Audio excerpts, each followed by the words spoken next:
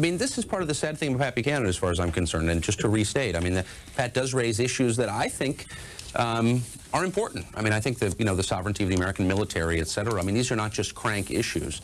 But unfortunately, Pat Buchanan raises them in a way that I think is discredited. And when attacked, he can always fall back on the line, well, the tiny cabal that controls American politics doesn't like me because I speak truth to power. This is actually, incidentally, almost verbatim what he said the other day, that I offend the plutocracy, that I'm a wanted man by the inside the Beltway people, and in every sense cast himself as a victim who is sort of a Karen Silkwood of politics, someone who's so truthful that he's being hunted down by the conspiracy that runs Washington. I mean, it's all a bit much. Maybe Pat Buchanan just says things that are kind of kooky, and that's why he's being criticized. It's perfectly valid to question America's relationship with Israel. Israel has a lobby. It's perfectly fair, as far as I'm concerned, to beat up on Israel's lobby. But I don't think that's the reason that Buchanan is being labeled an anti-Semite. It's this kind of, as I've said, this relentless bringing up topics related to Judaism. I mean, famously, Pat, always beats up on Goldman Sachs, but never Morgan Stanley. I mean, it's really hard to.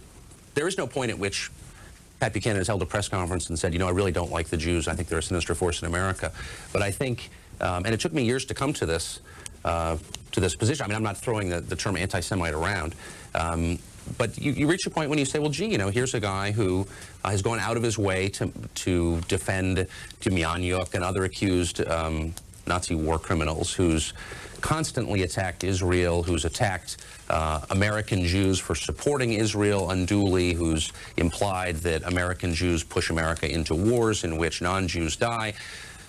There really is, and again, I'm not hysterical on this subject, but I do believe that there is a pattern with Pat Buchanan of needling the Jews. Is that anti-Semitic? Yeah. I mean, after a while, you conclude it is, in some sense, anti-Semitic. I mean, Pat Buchanan obviously has a lot of personal and affectionate relationships with people who are Jewish.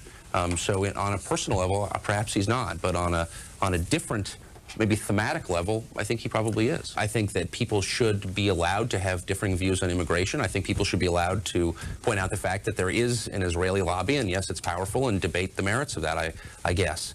I don't think there's, strictly speaking, anything wrong with that.